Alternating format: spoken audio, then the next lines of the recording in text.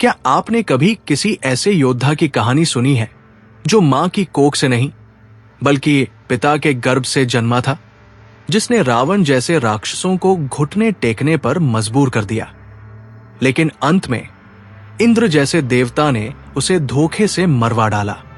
ये कोई कल्पना नहीं बल्कि एक ऐसी सच्ची गाथा है जो आपको झकझोर कर रख देगी। नमस्कार प्यारे दर्शकों, एक बार फिर आपका स्वागत है हमारे YouTube चैनल विद्या ज्ञान सागर में।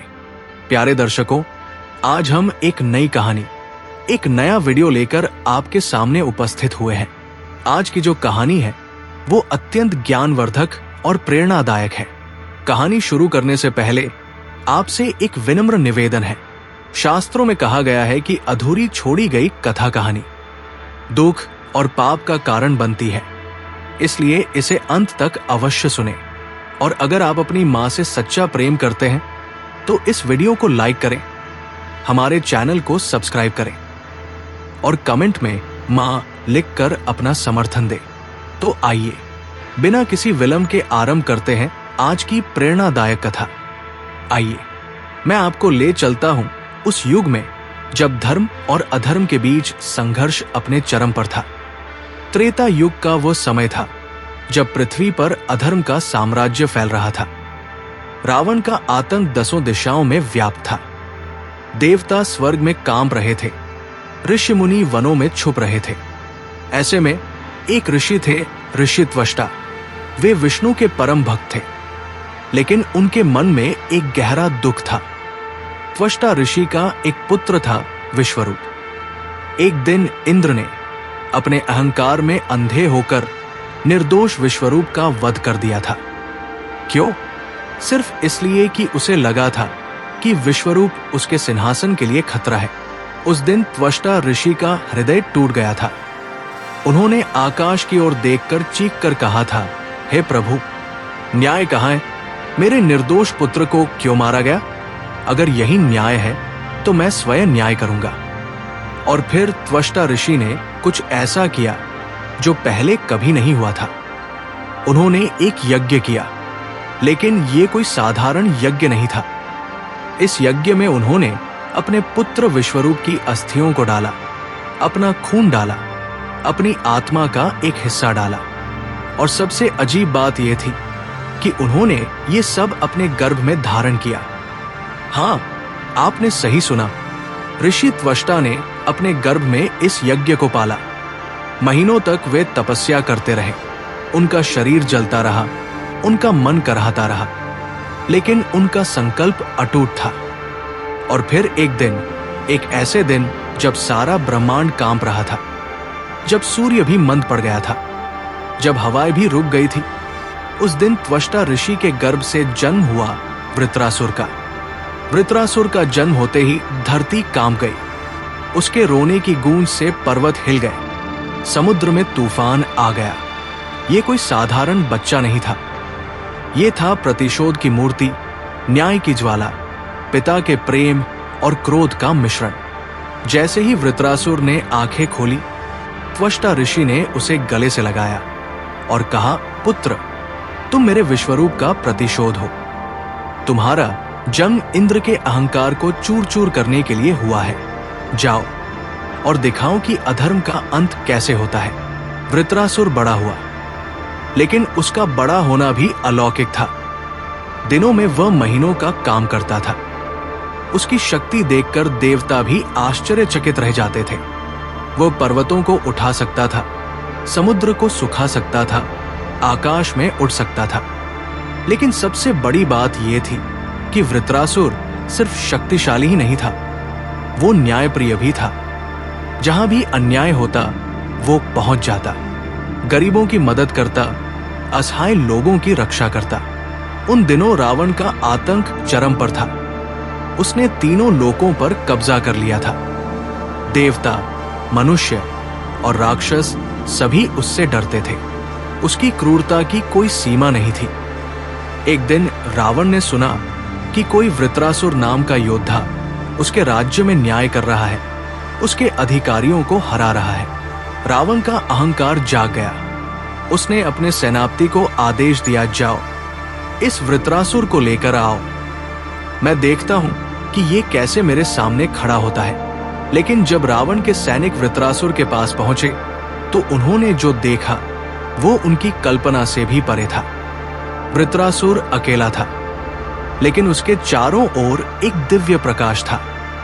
उसकी आंखों में न्याय की ज्वाला थी, उसके हाथों में अदम्य शक्ति थी।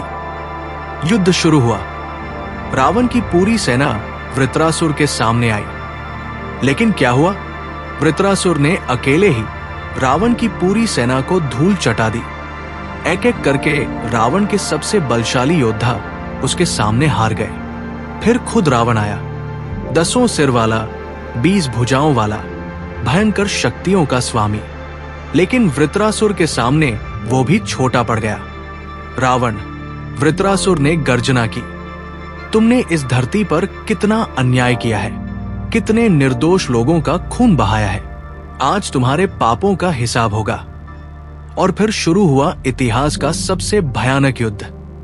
दोनों योद्धा अपनी पूरी शक्ति से लड़े। रावण ने अपने सभी दिव्यास्त्रों का प्रयोग किया, लेकिन वृत्रासुर अडिग रहा। उसकी शक्ति रावण से भी कहीं अधिक थी। अंत में रावण को हार माननी पड़ी। वो वृत्रासुर के चरणों में गिर गया और माफी मांगी। हे महावीर, उसने कहा, मैंने अपनी गलती समझ ली है। आज से मैं अधर्म का साथ नहीं दूंगा। वृत्रासुर ने रावण को माफ कर दिया। यही था उसका स्वभाव, क्रोधी लेकिन दयालु, कठोर लेकिन न्यायप्रिय। जब इंद्र को पता चला कि वृत्रासुर ने रावण को हरा दिया है तो उसके होश उड़ गए। वो जानता था कि वृत्रासुर का जन्म उसके कारण हुआ है। वो जानता था कि वृत्रासुर का असली निशाना वो है। इंद्र ने देवताओं की सभा बुलाई। मित्रों, उसने कांपती आवाज में कहा, वृत्रासुर हमारे लिए खतरा है। अगर वो स्वर्ग आकर मुझसे युद्ध करे तो मैं उसे हरा नहीं सकूंगा। ब्रह्मा जी ने कहा, इंद्र, तुमने त्वष्टा ऋषि के पुत्र विश्वरूप को मारकर गलती की थी, अब उसका फल भुगतना होगा। लेकिन देवराज विष्णु जी ने कहा, वृत्रासुर एक धर्मात्मा है। वो सिर्फ न्याय चाहता है, विनाश नहीं। अगर आप उससे क्षमा मांग ले तो शायद वो आपको माफ कर दे। लेकिन इंद्र का अहंकार इतना बड़ा था कि वो किसी से माफी मांगने को तैयार नहीं था। उसने एक और रास्ता सोचा, धोखा।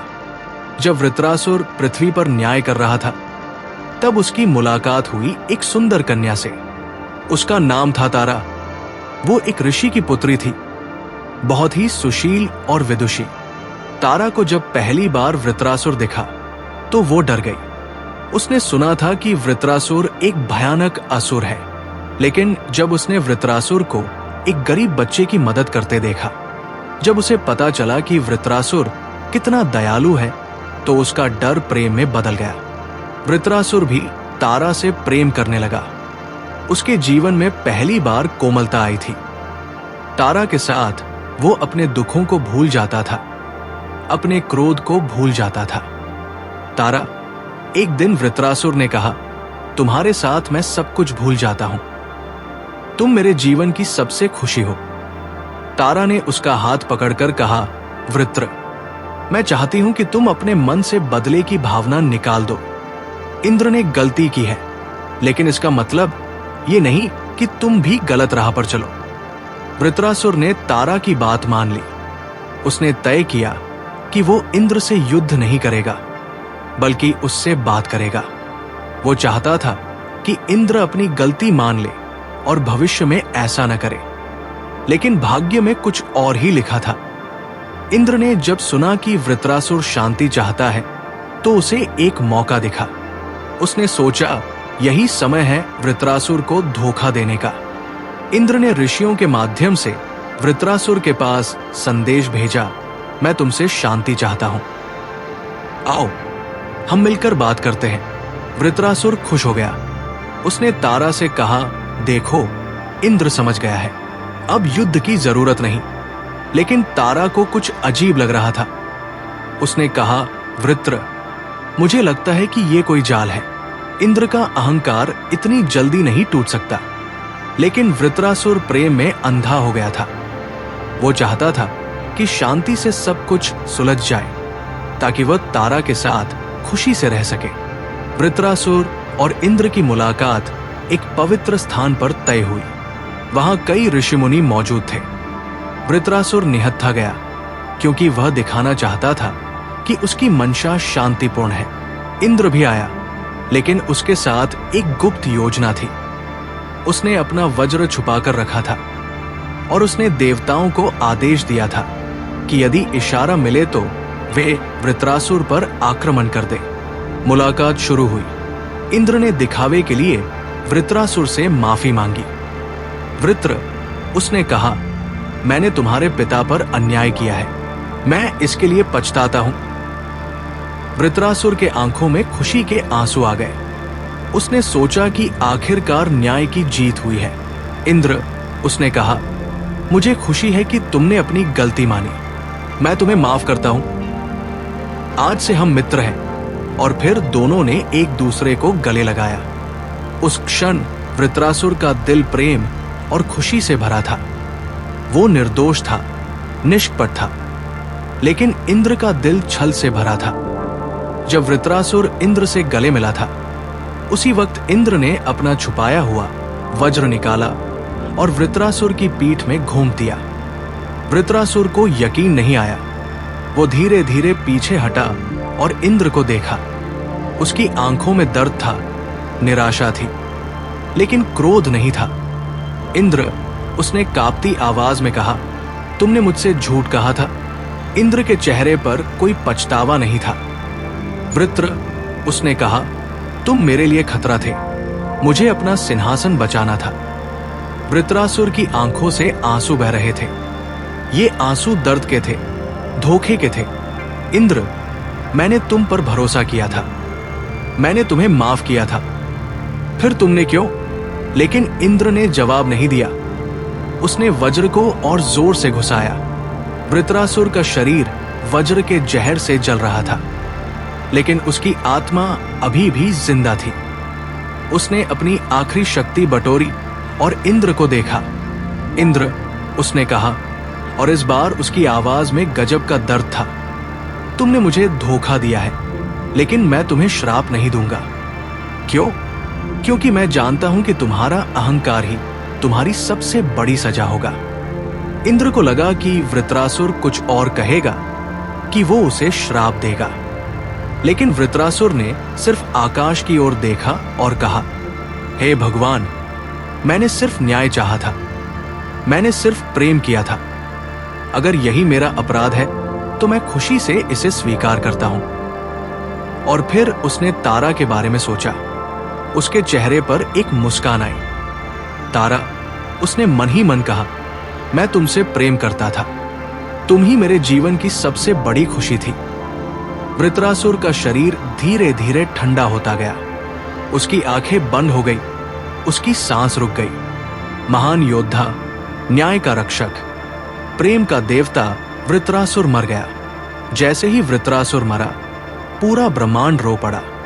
पेड़ पौधे मुरझा गए, नदियां सूख गई, पक्षी चुप हो गए। प्रकृति जानती थी कि एक महान आत्मा चली गई है। इंद्र खुश था कि उसका खतरा टल गया है, लेकिन उसकी खुशी ज्यादा देर नहीं चली। जब तारा को पता चला कि वृत्रासुर मर गया है, तो वो इंद्र के पास आई। उसकी आंखों में आंसू थे, लेकिन उसकी आवाज में तेज था। इंद्र, उसने कहा, तुमने एक निर्दोष को मारा है। वृत्रासुर ने तुम्हें माफ कर दिया था, फिर भी तुमने उसे धोखा दिया। ये पाप तुम्हारा पीछा करेगा। इंद्र ने हंसकर कहा, तारा, मैं देवराज हूं, मुझे कोई पाप नहीं लगता। लेकिन तारा ने कहा, इंद्र, पाप किसी को नहीं छोड़ता। आज नहीं तो कल तुम्हें इसकी सजा मिलेगी। तारा की बात सच निकली। वृत्रासुर के मरने के बाद इंद्र को शांति नहीं मिली। उसे हर समय लगता था कि कोई उसे देख रहा है, कोई उसे जजमेंट कर रहा है। एक दिन ब्रह्मा जी इंद्र के पास आए। इंद्र, उन्होंने कहा, तुमने बहुत बड़ा पाप किया है। वृत्रासुर एक धर्मात्मा था, उसने तुम्हें माफ कर दिया था, फिर भी तुमने उसे मारा। इंद्र ने अहंकार से कहा, ब्रह्मा जी, मैंने अपनी रक्षा की है, इसमें पाप क्या है? ब्रह्मा जी ने सिर हिलाया। इंद्र, वृत्रासुर सिर्फ तुम्हारा शत्रु नहीं था, वो तुम्हारा गुरु भी था। उसने तुम्हें दिखाया था कि असली शक्ति प्रेम में है, बदले में नहीं। लेकिन तुमने उससे कुछ नहीं सीखा। इंद्र को लगा कि ब्रह्मा जी गलत कह रहे हैं, लेकिन धीरे धीरे उसे एहसास होने लगा कि कुछ गलत है। दिन बीतते गए, इंद्र का अहंकार और बढ़ता गया। वो और भी क्रूर होता गया। लेकिन उसके अंदर एक आवाज थी जो उसे कहती रहती थी, इंद्र, तुमने गलत किया है। एक रात इंद्र के सपने में वृत्रासुर आया। वो वैसा ही था जैसा जिंदा था, शांत, दयालु, लेकिन उदास। इंद्र, वृत्रासुर ने कहा, मैं तुमसे बदला लेने नहीं आया हूं, मैं सिर्फ ये पूछने आया हूं कि क्या तुम्हें शांति मिली? इंद्र ने जवाब दिया, हां, मुझे शांति मिली है। तुम मरकर मेरे लिए खतरा नहीं रहे। वृत्रासुर ने मुस्कुराकर कहा, इंद्र, असली शांति मन में होती है, बाहर नहीं। तुमने मुझे मारकर अपने डर को मिटाने की कोशिश की, लेकिन तुम्हारे अंदर का डर अभी भी जिंदा है। इंद्र चिल्लाया, मैं किसी से नहीं डरता। वृत्रासुर ने कहा, इंद्र, तुम अपने कर्मों से डरते हो, तुम सच्चाई से डरते हो, तुम प्रेम से डरते हो। और फिर वृत्रासुर गायब हो गया। इंद्र की नींद टूट गई। उसे पसीना आ रहा था। उसे लगा कि यह सिर्फ एक सपना था, लेकिन उसका मन अशांत था। अगले दिन से इंद्र के साथ अजीब चीजें होने लगी। उसका वज्र कमजोर होने लगा, उसकी शक्तियां घटने लगी। देवता उसके सामने सिर झुकाते थे, लेकिन उनकी नजरों में सम्मान नहीं था। एक दिन नारद मुनि इंद्र के पास आए। देवराज, उन्होंने कहा, आपको पता है कि आपकी शक्तियां क्यों कम हो रही हैं? इंद्र ने गुस्से से कहा, नारद, ये कोई षड्यंत्र है? नारद मुनि ने धीरे से कहा, देवराज, ये कोई षड्यंत्र नहीं है, ये ब्रह्मांड का नियम है। जब आप वृत्रासुर को मारते समय धोखा किया था, तो आपने सिर्फ उसे ही नहीं मारा था, आपने अपने अंदर के धर्म को भी मार दिया था। इंद्र की आंखों में पहली बार डर दिखा। नारद, तुम्हारा मतलब क्या है? देवराज, नारद ने कहा, वृत्रासुर आपसे सिर्फ न्याय चाहता था। उसने आपको माफ भी कर दिया था, लेकिन आपने उसके प्रेम का फायदा उठाकर उसे मार दिया। इस पाप का बोझ आपकी आत्मा पर है और यही आपकी शक्ति खा रहा है। इंद्र ने कांपते हुए कहा, तो मैं क्या करूं? नारद मुनि ने कहा, देवराज, आपको अपने कर्मों के लिए प्रायश्चित करना होगा। आपको वृत्रासुर की आत्मा से सच्चे दिल से माफी मांगनी होगी। लेकिन इंद्र का अहंकार अभी भी जिंदा था। मैं देवराज हूं, उसने कहा, मैं किसी मृत व्यक्ति से माफी नहीं मांगूंगा। इधर तारा वृत्रासुर की मृत्यु के बाद से पूरी तरह टूट गई थी। वो रोज उस जगह जाती थी जहां वृत्रासुर मरा था। वहां बैठकर उसे याद करती थी। वृत्र, वो कहती थी, तुमने मुझसे कहा था कि प्रेम में बदले की कोई जगह नहीं होती। तुम सच कह रहे थे। मैं तुमसे प्रेम करती हूं, लेकिन मैं इंद्र से नफरत नहीं करती। मुझे उस पर तरस आता है। एक दिन तारा के पास त्वष्टा ऋषि आए, वृत्रासुर के पिता। उनकी आंखों में गहरा दुख था। पुत्री, त्वष्टा ऋषि ने कहा, मैंने अपने क्रोध में एक महान आत्मा को इस संसार में भेजा था, लेकिन मैंने उसे दुख के अलावा कुछ नहीं दिया। तारा ने कहा, ऋषिवर, आप गलत कह रहे हैं। वृत्रासुर का जीवन दुख से भरा नहीं था। उसमें प्रेम था, करुणा थी, न्याय था। वो एक महान आत्मा था। त्वष्टा ऋषि ने आंसू पोंछे, तारा, मैं चाहता हूं कि वृत्रासुर का बलिदान व्यर्थ न जाए। मैं चाहता हूं कि उसकी शिक्षा इस संसार में फैले। तारा ने त्वष्टा ऋषि के साथ मिलकर एक संकल्प लिया। वे दोनों ने तय किया कि वे वृत्रासुर की कहानी को लोगों तक पहुंचाएंगे। वे लोगों को बताएंगे कि असली शक्ति प्रेम में है, बदले में नहीं। वे गांव-गांव गए, शहर-शहर गए। हर जगह उन्होंने वृत्रासुर की कहानी सुनाई। लोग उसकी बहादुरी के किस्से सुनकर प्रेरित होते थे, लेकिन जब वे उसकी दयालुता और प्रेम के बारे में सुनते थे, तो उनकी आंखों में आंसू आ जाते थे। देखिए, तारा कहती थी, वृत्रासुर के पास रावण को मारने की ताकत थी, लेकिन उसने उसे माफ कर दिया। उसके पास इंद्र से बदला लेने की शक्ति थी, लेकिन उसने प्रेम को चुना। यही है असली वीरता। लोग वृत्रासुर को एक नया नाम देने लगे, गर्भराज। वो जो पिता के गर्भ से जन्मा था, वो जो प्रेम का राजा था। इंद्र की हालत बिगड़ती जा रही थी। उसकी शक्तियां लगातार कम हो रही थी। देवताओं में उसके प्रति सम्मान घट रहा था। उसे लगने लगा था कि वो अपना सिंहासन खो देगा। एक दिन विष्णु जी इंद्र के पास आए। इंद्र, उन्होंने कहा, तुम्हारी ये हालत देखकर मुझे दुख हो रहा है, लेकिन ये तुम्हारे अपने कर्मों का फल है। इंद्र ने विष्णु जी के चरणों में सिर रखा। प्रभु, मैं समझ गया हूं कि मैंने गलती की है, लेकिन अब मैं क्या करूं? विष्णु जी ने कहा, इंद्र, तुम्हें अपने अहंकार को त्यागना होगा। तुम्हें सच्चे दिल से पश्चाताप करना होगा। और सबसे महत्वपूर्ण बात, तुम्हें वृत्रासुर के प्रेम को समझना होगा।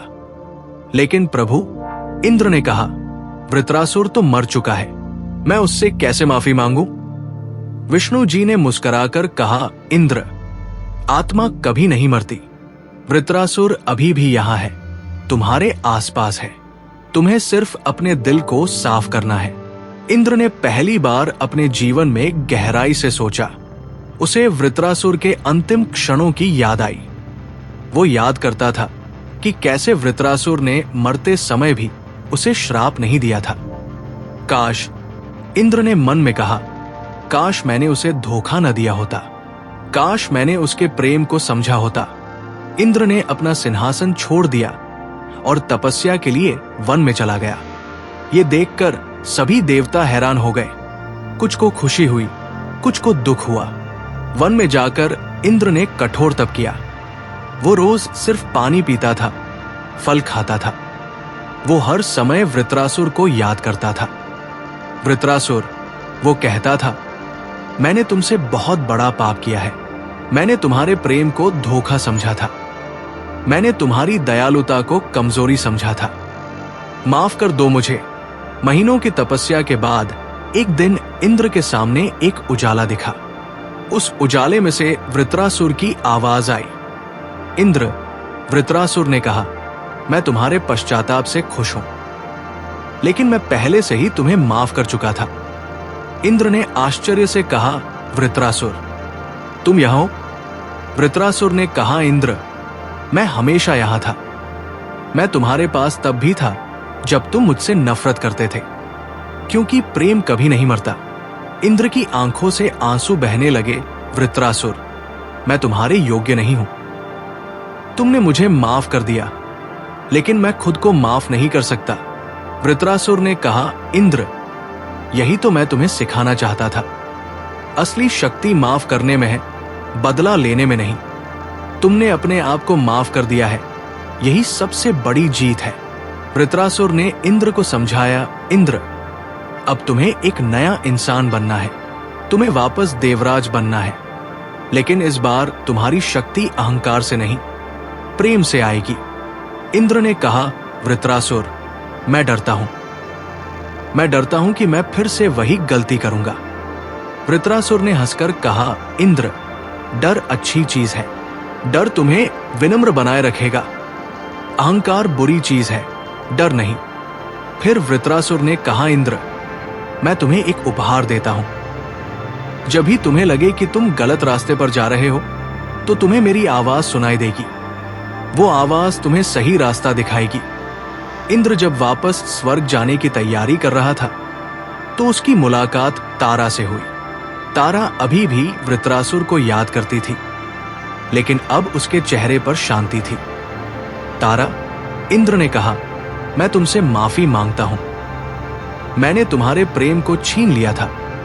तारा ने मुस्कुराकर कहा, इंद्र, मेरा प्रेम कभी नहीं मरा। वृत्रासुर अभी भी मेरे दिल में है, और अब मैं जानती हूं कि प्रेम सिर्फ एक व्यक्ति के लिए नहीं होता, पूरे संसार के लिए होता है।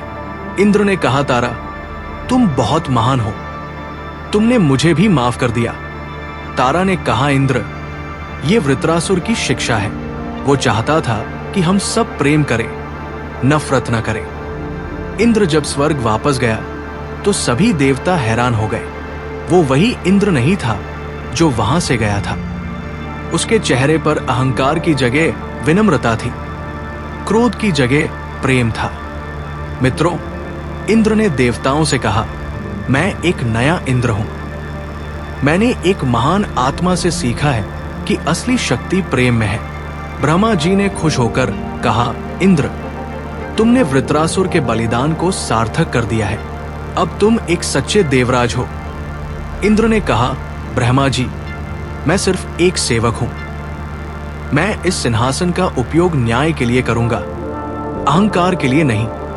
इंद्र ने स्वर्ग में एक नई व्यवस्था शुरू की। उसने कहा कि अब से कोई भी देवता अहंकार नहीं करेगा। सभी को प्रेम और करुणा से काम करना होगा। मित्रों, इंद्र ने कहा, हमारा काम है इस संसार की सेवा करना, इस पर राज करना नहीं। इंद्र ने वृत्रासुर के नाम पर एक मंदिर बनवाया। उस मंदिर में वृत्रासुर की मूर्ति थी, लेकिन वो कोई डरावनी मूर्ति नहीं थी।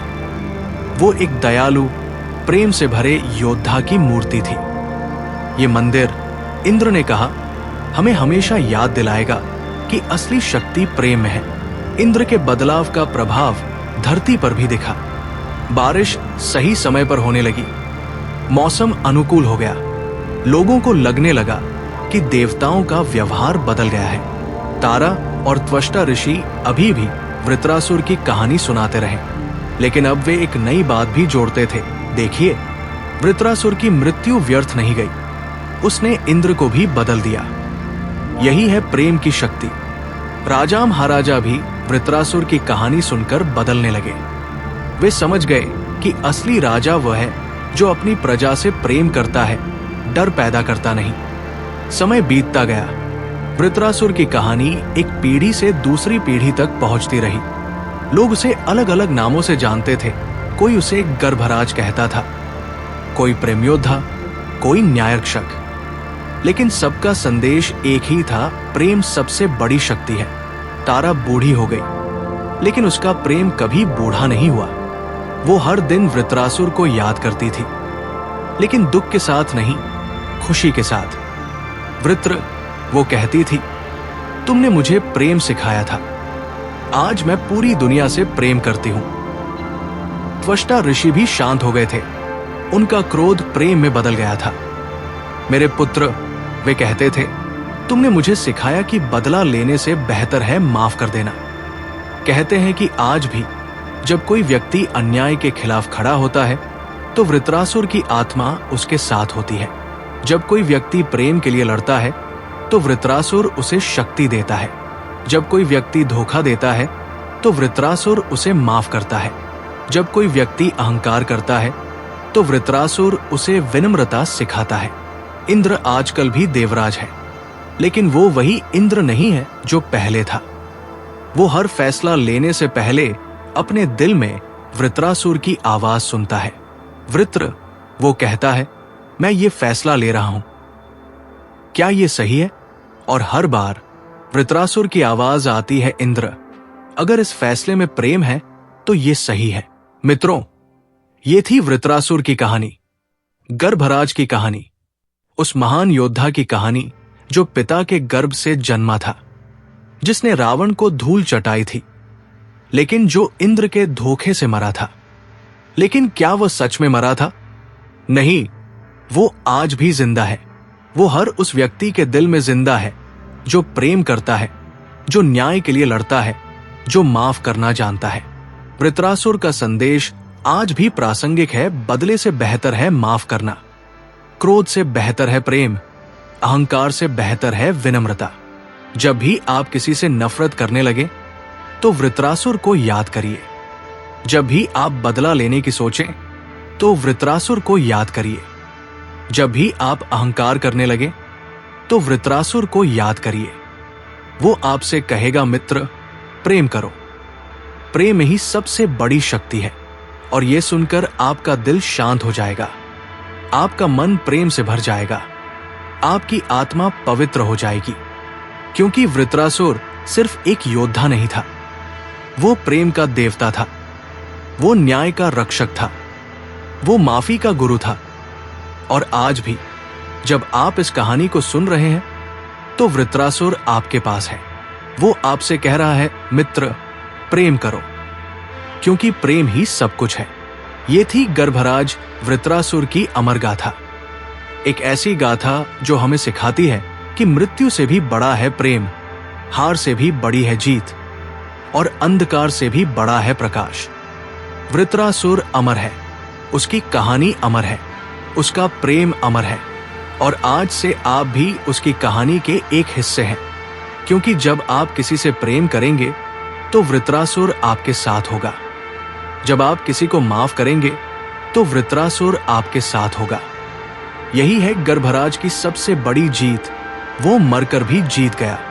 आदरणीय श्रोताओं, अगर इस कथा ने आपको प्रेरित किया हो तो कृपया इसे लाइक और शेयर करना न भूलें। आपके विचार हमारे लिए अमूल्य हैं, इसलिए अपनी प्रतिक्रिया कमेंट बॉक्स में जरूर लिखें। जय श्री कृष्णा के माध्यम से अपने श्रद्धा भाव व्यक्त करें। आपका सहयोग और समर्थन हमें आगे बढ़ाता है। जय श्री राम।